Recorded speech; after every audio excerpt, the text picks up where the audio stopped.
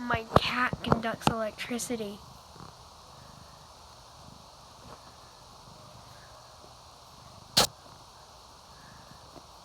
Like, if you pet her, she'll shock you.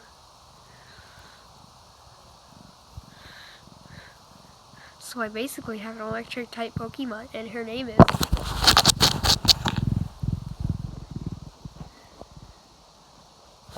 This is a very cool name, isn't it?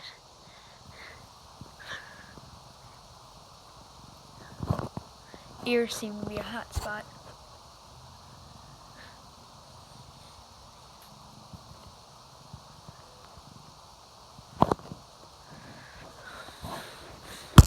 But yes, I have an electric type Pokemon. Probably can't hear it, but she does shock you. You need to stay on camera. Say goodbye to the peoples. The 5 peoples.